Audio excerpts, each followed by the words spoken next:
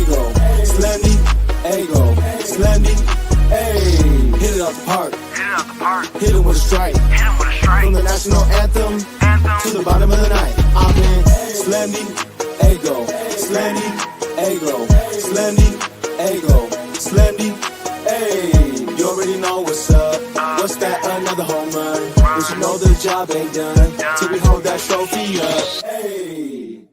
What's up, everybody? Welcome to episode 493 of the Talking fWAR podcast and YouTube show. Ben Fadden with you here. It is October 18th, 2023. Obviously, another day with no Padres baseball. We got the NLCS on an off day. Phillies have a 2-0 series lead there. In the ALCS, Game 3 is about to get underway today. Later tonight, Rangers and the Astros. Rangers still have not lost a postseason game, so we'll see how long that goes. But another day here to talk about some other players on the Padres. Season reviews continuing. For anyone that has missed any other season reviews that I have done, just go to the YouTube channel, Talking fWAR, go to playlists, go to season reviews, and you will be able to see that there. Yesterday, I did, who'd I do? Tim Hill, Ray Kerr, and, no. I think I did Hill, Cosgrove, and Barlow. Some of these days are mixing in with each other. But today, we got Josh Hader and Robert Suarez, and then we'll continue usually Monday through Friday here until I get the player reviews done, and then we can really start talking about the offseason. If you want to talk about the offseason stuff, you can feel free.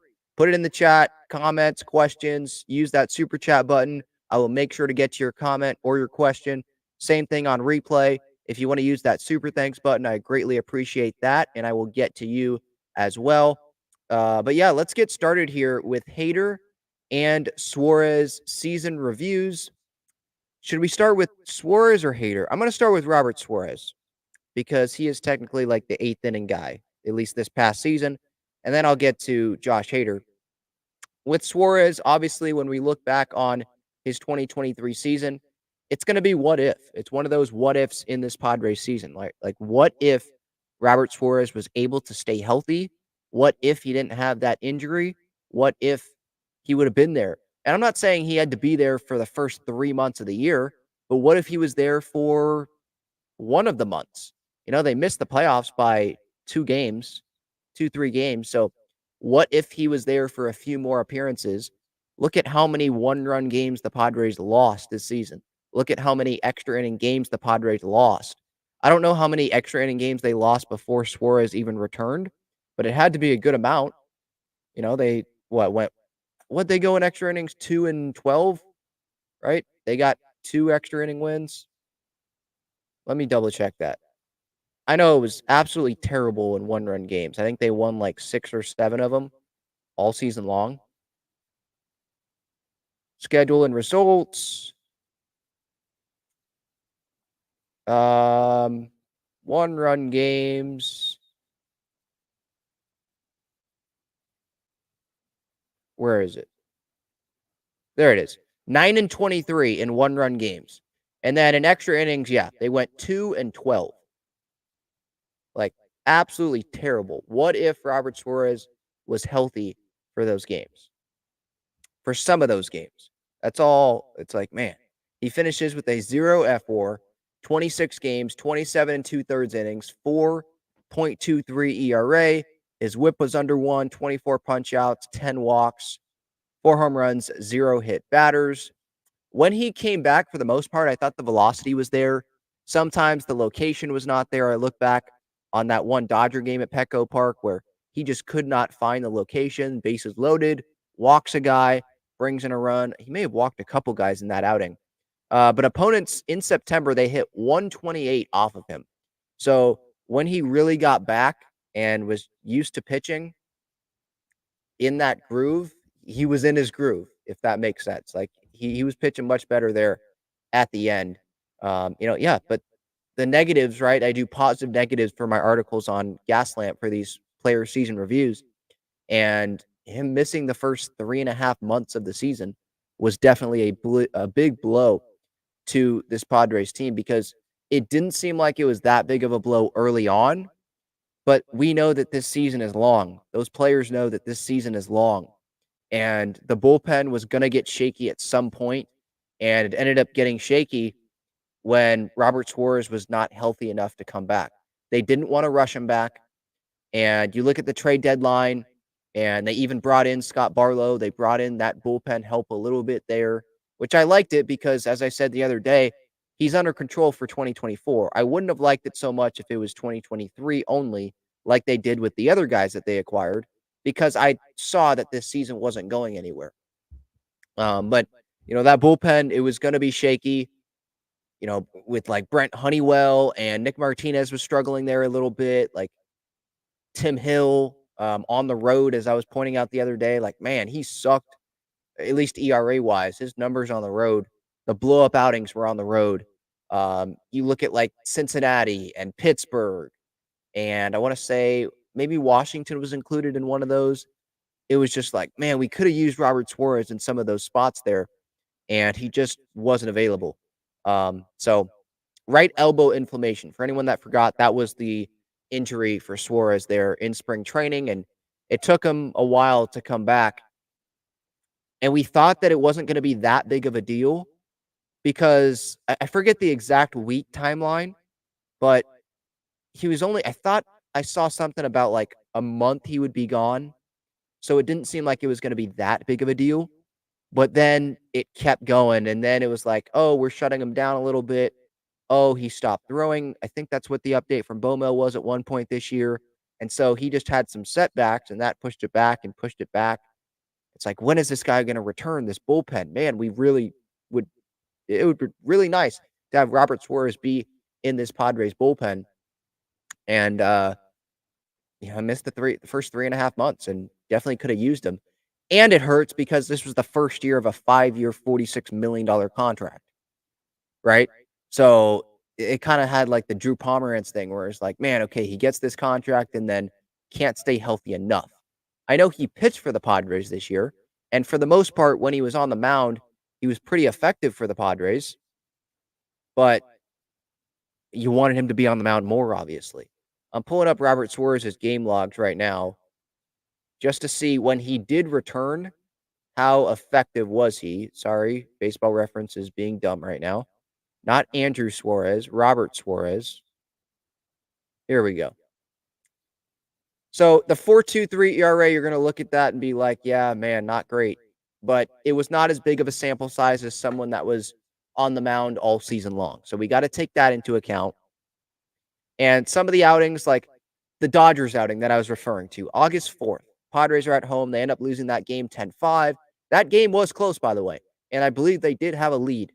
They might have had a lead when Suarez came into the game there. And it was bases loaded, just walk in the world. Same thing with Cosgrove, I believe, in that outing. I included that in the Padres blooper reel that I put out on YouTube, I believe, earlier this month. But yeah, 2/3 of an inning in that outing, gave up 5 earned runs. So his ERA went from 1.50 on August 1st to that August 4th outing on the night of August 4th when he gave up those 5 runs, 3 walks, 2 hits in 2/3 of an inning, 1.50 ERA to 8.10. And he had to work to get that ERA down all the way to 4.23.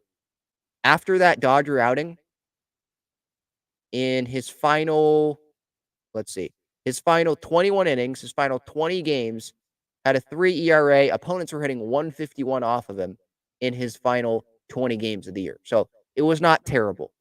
It's just when you have limited time, limited sample size on the year, and you have a big blow-up outing, that's going to make it look like, man, you did not have a great year. So the big thing with Robert Suarez, just like I think I talked about with Steven Wilson, the big thing for next season is going to be health. Like, I believe these guys can be impactful. Same thing with Barlow. I think that these guys can be impactful, help this Padres team win games at the back end of that bullpen. Does this Padres bullpen need some help? I think so. And we'll see how AJ Preller and the Padres can do that this offseason, because I don't think that they're going to want to spend a lot of money on that bullpen. I don't think that they're bringing back Josh Hader, which I'll get to. So it's going to be interesting to see how this Padres team can, make this bullpen going into next season. I have a feeling that some of these guys like Ray Kerr, they're going to get an opportunity in spring training to prove that they can be parts of this big league roster come opening day, because they're going to want to save some money in some spots here to lower that payroll, like what the expected goal is, what it is expected of this Padres team to lower that payroll. How can you help do that? Is to have rookies come up and help this Padres team. So we'll see how many. Cosgrove's going to be on the team next year. We'll see about Ray Kerr. Morahone, maybe he's making less than $1 million, but that's someone that, like, the talent is there, the velo is there, but you can't rely on him. The Padres cannot go into next season relying on, oh, Adrian Morahone, he's going to come back and be healthy the whole year. Can't do that. So Suarez, he's definitely going to be impactful. He's going to be huge because he's probably going to be moving into this closer role for the Padres, and I think that he can do that well. Josh Hader, when he was on the mound, he was really good for the most part. Sure, had some outings where he didn't do his job, but some of that's going to happen. Like, you're not going to be perfect every time out. I understand that. For the most part, when he was on the mound, he was good. Can Robert Suarez replicate that? I think so. Maybe not to that level, but I have a feeling that Robert Suarez is going to pitch more than Josh Hader pitched this season, or at least be more flexible than Josh Hader was in 2023. So that could make it look like Suarez wasn't as effective as Hader because he pitched a little bit more than Josh Hader. Obviously, pitching more than Hader would mean that he has to be healthy, right? So that's going to be key. Talking about Josh Hader here, by the way, Suarez, he has 4 more years left on that contract because last year was the first of that 5-year, $46 million deal. With Josh Hader, he is someone that's going to be a free agent he's going to be a free agent when this World Series concludes here. And I don't anticipate the Padres bringing him back. And part of the reason why was here in 2023, like, him making himself available to this Padres team and being the ultimate team player. I did not see that. Am I in the clubhouse? No. Am I in those meetings with Hader and Ruben Niebla, or Hader and Bob Melvin, and Hader in the front office talking about what the plan is going to be? No. But what it seemed like through quotes, especially at the end of the year, and what he was saying, even I think earlier in the season, like, yeah, I'm just saving it so I can be healthy the whole year and I'll be ready to go for the end of the season, essentially. I'm not quoting him, but that's essentially what I remember him saying earlier on in the season. And then we get to the end of the year and he's still limiting himself. And then he goes on Instagram replying to fans like, the phone goes 2 ways. It's like, yeah, the phone does go 2 ways. So you have to communicate. You should go communicate to the Padres that you're willing to go 4 outs. You're willing to go more than an inning, right?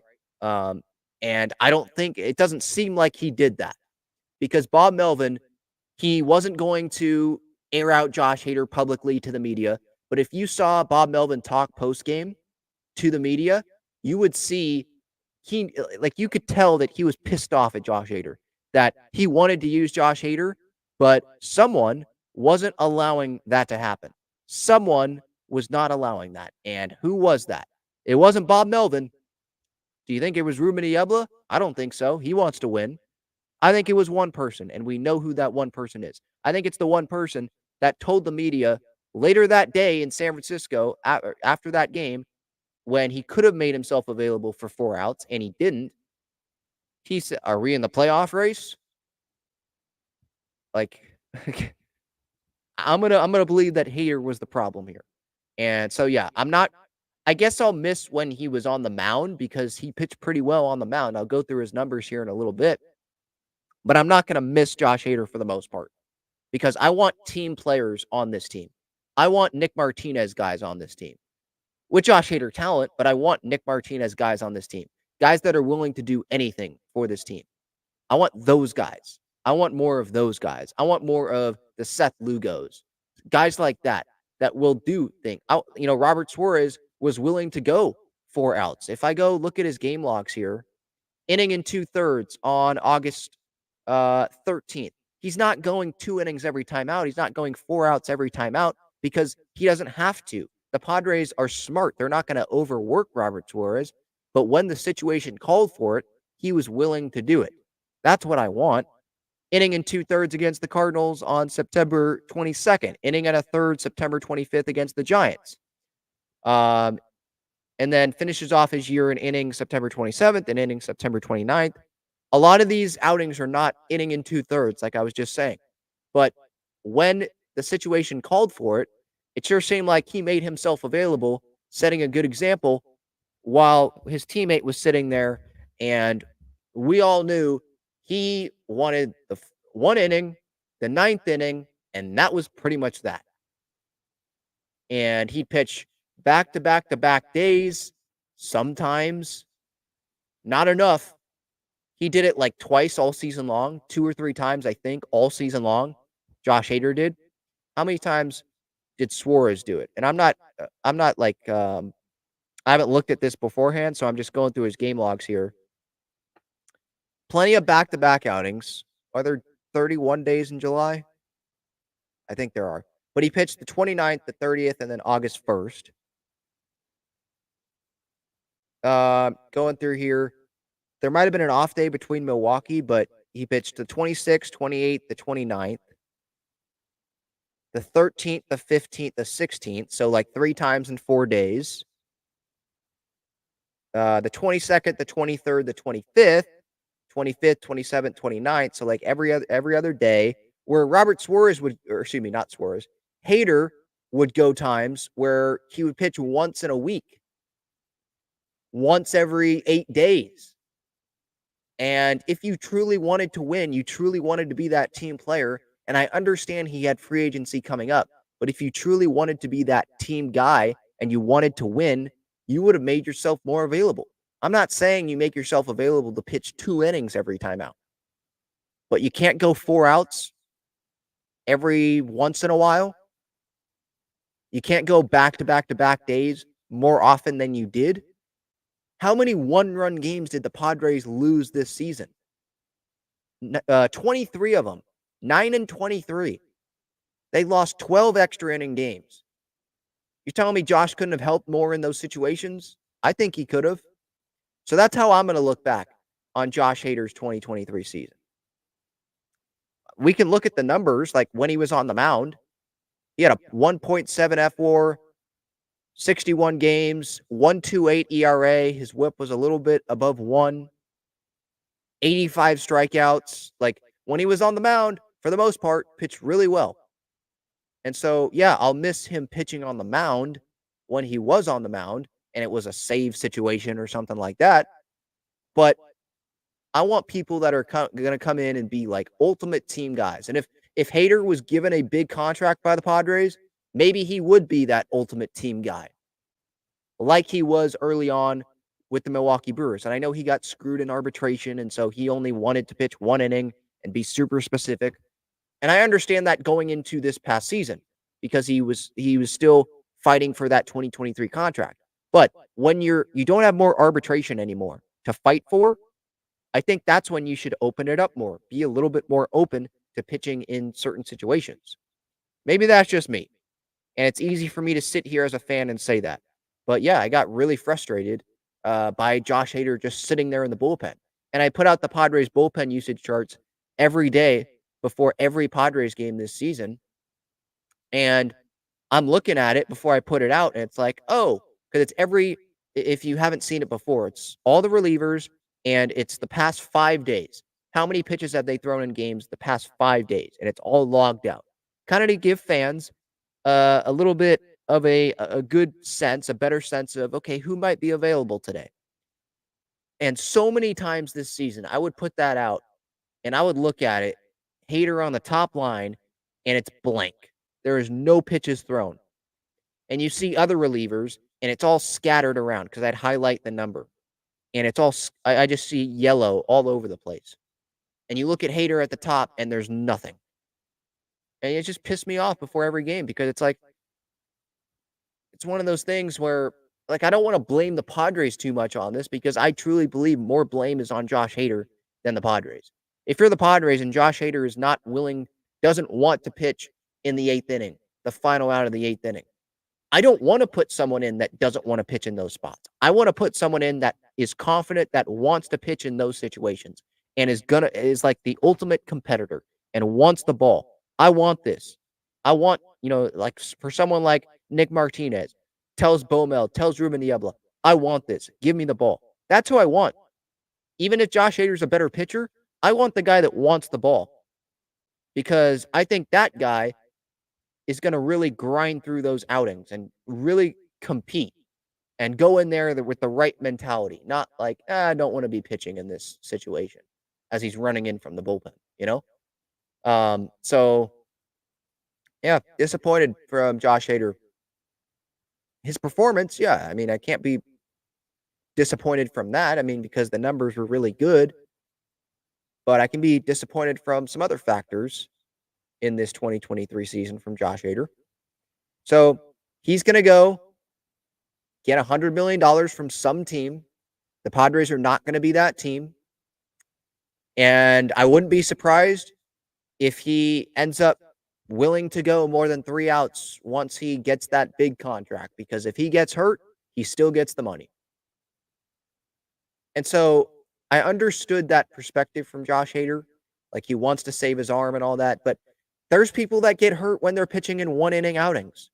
Like, it's baseball. Sometimes you're going to get hurt. The Padres, I don't think that they were going to be asking Josh to do some unrealistic things. They weren't trying to get him hurt. I think that they wanted to win games, and Josh Hader's their best reliever. So, Josh, can you give us an extra out here? When it's a lefty up and there's 2 outs in the 8th inning, can you give us an extra out? Is that too much to ask? Apparently it was for Josh Hader.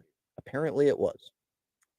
So Robert Suarez, he's got some shoes to fill, but I think that he will fill them, because I think he's someone that's more flexible, willing to do more things than Josh Hader was in 2023. All right, let's get to a break here, and then I'll get to the chat. Check out Gaglione Bros' famous cheesesteaks and garlic fries on Friars Road. You can visit their website, gaglionebros.com, for their entire menu and enjoy their cheesesteaks and fries at Petco Park and Snapdragon Stadium as well. Also, I wanted to shout out some other partners on the show. SeatGeek, code Talking Friars, $20 off your order. Don't know if you're going to a concert, or you're in Arizona for Diamondbacks Phillies, or you're going to be in Texas for Rangers Astros, or in the future for next Padres season, when those tickets get released, you want to buy some Padres tickets, or you want to buy some other sporting event tickets. SeatGeek, code Talking Friars, $20 off your order there. Underdog Fantasy, a 100% deposit match up to $100. If you click that link in the description, or you use my code Talking Friars for Underdog Fantasy, there's some great drafts, pick'ems, postseason, higher lowers, just like I did during the Padres season. On my pregame thoughts, higher, lower on a certain Padre number that is on there on Underdog Fantasy. There's still higher lowers going on there on Underdog Fantasy. There's NFL, college football. I believe they do women's soccer as well. So you could be able to put some stuff on the upcoming NWSL playoff games this coming weekend. There's other soccer that they have there as well. So check them out. BreakingT.com. Click the link in the description there. They just put out a couple days ago the NWSL Shield winner San Diego Wave shirt. If you want to go get that, click the link in the description for that. Foco, some great Padres bobbleheads and collectibles there. So great partners of the show. Just want to shout them out there. And obviously, as just mentioned, Gaglione Bros, their main location on Friars Road. They're at Snapdragon Stadium, and Snapdragon Stadium is going to be a pretty busy venue here over the next few weeks. There's San Diego State football this coming weekend against Nevada. And then the next weekend, the U.S. Women's National Team is going to be in town on October 29th. That's at 2:30. And then the next weekend, San Diego Wave their semifinal match against either OL Reign or Angel City. And then the next weekend is the NWSL Championship game at Snapdragon Stadium, regardless of if the Wave are in it or not. I obviously am hoping that San Diego is in it, so they get the home crowd advantage for the NWSL Championship game. But Snapdragon's going to be busy, and so you can go get your Gaglione Bros there as well. All right, let's go to the chat. Devin says, Hader is one unique character, huh, Ben? Yes, he is. Yes. And I want to keep saying this because I don't want to, be totally anti-Josh Hader. Like, I appreciate what he did in 2022 in the postseason when he pitched. But if you listen to guys like Darren Smith on the radio, their sources, like, it took a little bit. It took some talking to, some convincing to Josh Hader for him to go 4 outs in the postseason in 2022. When it matters the most, it took convincing for Josh Hader. Like, I don't want those guys on my team. I don't. I want guys that are like, no, I'm willing to do whatever it takes. I want team players on my team. That's what I want. More of those. Um, and so I like I appreciate, game 4, closing that out. I'll never forget that. Like, great moment. But this past season, when things were going down the drain and he's sitting there, are we in the playoff race when mathematically they were still alive? I guess it's honesty, but I don't want, like, it was just the quitting mentality that was too much in this clubhouse in the 2023 season. And kind of going back on his words earlier on in the season. I'm going to have to find those quotes, but earlier on in the season, talking about how he's not stretching himself, not going the 4 outs, not going too many back-to-back-to-back days because he wants to be available for the end of the year. And he was available, but not available as much as I think he should have been. And he was good when he was on the mound. But there's other good relievers that the Padres can get that I think will be more team players than Josh Hader showed that he was in 2023. So, and, Josh can be all like, well, the phone goes 2 ways. So kind of like blaming the Padres for it. And I think he was like, I didn't know I had to call the dugout in game to say I was available. Like, that's like blaming the Padres for it. But before the game, I'm sure he had the opportunity to be like, I'll go 4 outs. If you need me to go 4 outs, Skip, I'll go 4 outs. Put me in. I want the ball. And it doesn't seem like he did that. Or would Bob Melvin have been that, like, exasperated in his post-game media scrums? Doesn't look like. I don't think that he would have. What it looked like visually is he was pissed off and tired of Josh Hader. That's what it looked like. Probably tired of the season overall, but I think he was tired of Josh Hader. Devin says Suarez is just as disappointing as Manny, Xander, and Crony, missing 3 months with an injury, getting suspended on a sunny day while wearing a long sleeve, and overall not being as dominant as 2022. That is something I failed to mention. That is my bad. Yes, him getting suspended, that was also a negative on this season because he did miss 10 games, right? That was a suspension. But didn't the Padres have a winning record? Because that's when they were starting to play much better baseball, right?